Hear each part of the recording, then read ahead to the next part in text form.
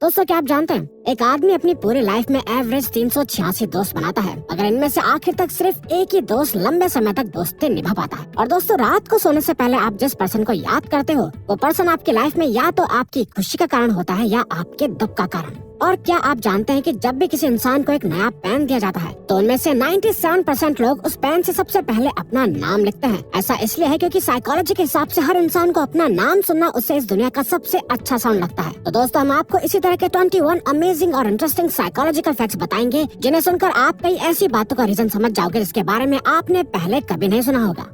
Number 21, अगर आप चाहते हो कि कोई आपके सामने झूठ ना बोले तो आपको बस इतना करना है कि जब भी आप उस पर्सन से बात कर रहे हो तो उनकी आंखों में देखने के बजाय आपको उनके माथे के बीचों बीच देखना चाहिए। इससे वो अपना थोड़ा बहुत कॉन्फिडेंस खोने लगेंगे और उन्हें लगेगा कि वो अगर झूठ बोलेंगे तो वो पकड़े जाएंगे, और ऐसे में वो झूठ बोलने से रुक जाते हैं, इसलिए इसके चांसेस कम हो जाएंगे कि वो आपके सामने झूठ भी बोल पाए। नंबर 21, आपने कभी इस बात पर ध्यान दिया है कि जब कोई आपको इग्नोर करता है तब आप उस इंसान पर और ज्यादा ध्यान देने लग जाते हो, आपका सारा अटेंशन उसी पर रहता है। ऐसा क्यों होता है कि हम उसी चीज को चाहते हैं जिसे पा नहीं सकते? इसका एक साइकोलॉजिकल रीजन ये है कि हमारा ब्रेन अनफ्रेंडलीनेस को एक चैलेंज या गोल की तरह देखता है। आप उन लोगों के लिए इतने ऑब्सेस्ड रहते हो क्योंकि आपका ब्रेन उस इग्नोरेंस को एक चैलेंज की तरह देखता है जिसे आप अकम्प्लिश करना चाहते हो, जैसे किसी मैथ प्रॉब्लम की तरह। नंबर 19, आजकल psychological disorders like stress, anxiety, depression etcetera बहुत ज्यादा कॉमन होते जा रहे हैं। अर्ली 20s में की गई एक रिसर्च के अकॉर्डिंग स्टूडेंट्स का एंजाइटी लेवल इतना ज्यादा होता है जितना कि एक 90s-50s के साइकियाट्रिक पेशेंट का। और अगर आज के टाइम पे ये स्टडी अब दोबारा की जाए तो एक एवरेज स्टूडेंट का एंजाइटी लेवल किसी साइकियाट्रिक पेशेंट से भी ज्यादा होगा।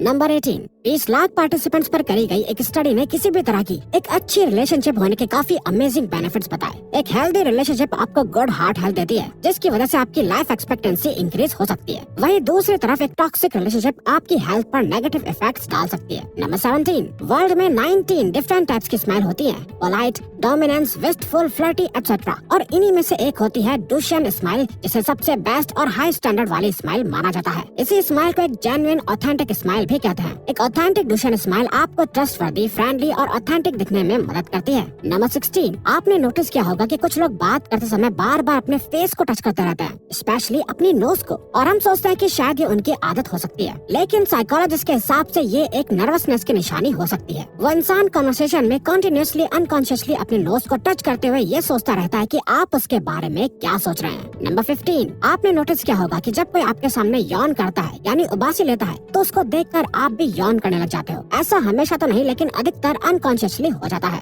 लेकिन साइकोलॉजिस्ट के अकॉर्डिंग ऐसा होता है एक फिनोमेनन की वजह से जिसे कहते हैं सोशल मिररिंग, जिसका डायरेक्ट लिंक होता है ब्रेन में मौजूद मिरर न्यूरॉन से। इसी वजह से किसी और को यौन करते देख हमें ना चाहते हुए भी खुद ब खुद यौनिंग होने लगती है। नंबर 14, जब आप किसी क्यूट पेट, टॉय या बच्चे को देखते हो तो आपका मन उसे दबाने का करता है, पर क्या ऐसा होना नेचुरल है? इस तरह के बिहेवियर को कहा जाता है cuteness aggression. Neuro science research में देखा गया कि हम पॉजिटिव चीजें देखकर बहुत ज्यादा ओवरवेल्म फील करने लगते हैं, और इन्हीं क्यूट चीजों को देखकर हमारे पॉजिटिव इमोशंस बढ़ जाते हैं, जिसे कंट्रोल करने के लिए हमारा ब्रेन क्यूटनेस अग्रेशन क्रिएट करता है जो हमारे इस ओवरवेलमिंग फीलिंग को कंट्रोल करती है। नंबर 13, दिन भर में हमारे दिमाग में 50,000 से भी ज्यादा थॉट्स आते हैं, जिसमें से 80% थॉट्स नेगेटिव होते हैं, जिनका हमारी डे टू डे लाइफ पर बुरा असर पड़ सकता है। इन थॉट से आप बच नहीं सकते, पर इनको सही जरूर कर सकते हो, अपने आप को बिजी रखकर या ऐसी एक्टिविटीज करके जो आपको खुश करती हैं, या फिर कुछ अच्छा सोचकर। अगर आपको लगता है कि आप ज्यादा ओवर थिंकिंग करते हो या आपको सिर्फ नेगेटिव थॉट्स आते हैं तो अपने आप को सुपर बिजी करके देखो। नंबर 12, ये एक काफी अजीब फैक्ट है कि हमारा माइंड जो हमारी मदर टंग यानी मातृभाषा है उससे अलग लैंग्वेज में कुछ सोचे तो हमें काफी सही डिसीजन लेने में मदद करता है। ऐसा बहुत सारे रिसर्च में देखा गया है कि आप जब किसी और लैंग्वेज में सोच कर डिसीजन लेते हैं तो आपका माइंड ज्यादातर टाइम सही होता है। इसीलिए अगली बार कोई डिसीजन लेने से पहले उसके बारे में इंग्लिश में सोच के देखना। नंबर 11, हम रेस्टोरेंट्स एंड कैफेज में वेटर्स को किस तरह से ट्रीट करते हैं ये दिखाता है कि एक्चुअल में हमारा नेचर कैसा है। इस रूल को द वेटर रूल कहा जाता है। इसमें यह देखा जाता है कि दूसरे लोग जो आपकी नजर में सिर्फ वेटर हैं, उन्हें आप किस तरह से ट्रीट करते हैं। आपका नेचर आपकी पर्सनैलिटी को डिफाइन करता है, सिर्फ नाम और पैसा नहीं। नंबर 10,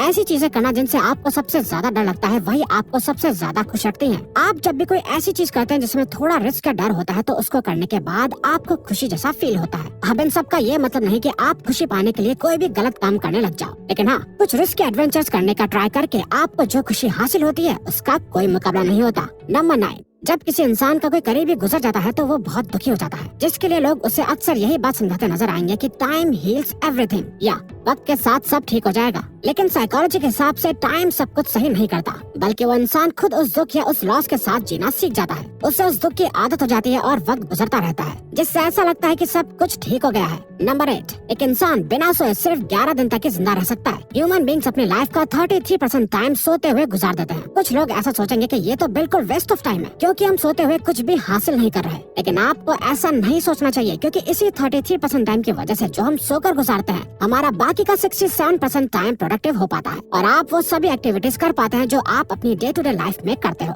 नंबर 7, साइकोलॉजी के हिसाब से जो लोग दिन भर बिजी रहकर अपना काम करते हैं और रात को कोई पार्टी या किसी भी तरह से एंजॉय करते हैं, तो उनको ज्यादा दुख नहीं होता कि उन्होंने टाइम वेस्ट किया है, बल्कि अगले दिन वो और भी मोटिवेटेड नजर आते हैं। दूसरी तरफ वो इंसान जो दिन भर अपना टाइम वेस्ट करता है, उसे दिन के एंड में बहुत गिल्टी फील होता है कि उसने पूरा दिन कुछ भी प्रोडक्टिव नहीं किया और फिर वो रिग्रेट करता है। नंबर 6, अकॉर्डिंग टू साइकोलॉजी, आप जितना सीरियस होकर अपना काम करोगे वो काम उतना जल्दी पूरा हो जाएगा, और अगर किसी काम को बिना डेडलाइन के ऐसे ही शुरू कर दोगे तो वो काम उतना ज्यादा ही टाइम भी लेगा। यानी काम कितना टाइम लेगा ये टोटली आप पर डिपेंड करता है। फॉर एग्जाम्पल, आपके साथ ऐसा जरूर हुआ होगा कि कोई काम जो असल में 1 घंटे का है, उसी सेम काम को अर्जेंटली करने में आपको सिर्फ 30 मिनट्स का टाइम लगा होगा, और वहीं किसी 1 घंटे के काम को जिसे हाथों हाथ करना जरूरी नहीं होगा, आपने आराम से 2 दिन में पूरा किया होगा। नंबर 5, ह्यूमन ब्रेन एक बहुत ही एडवांस ऑर्गन है जिसके अंदर सारी इन्फॉर्मेशन सेव रहती है, जिसे हम मेमोरी कहते हैं। माँ के पेट से लेकर मरने तक हमारी लाइफ का हर एक इवेंट हमारे ब्रेन में सेव्ड होता है। लेकिन फैक्ट की बात यह है कि ह्यूमन बीइंग्स चाहकर भी उन सभी मेमोरीज को दोबारा से याद नहीं कर सकते। हाँ, कुछ खास मेमोरीज याद आ जाएं, लेकिन सभी इवेंट्स आपके ब्रेन में मौजूद होने के बावजूद भी उन्हें याद कर पाना इम्पॉसिबल है। नंबर 4,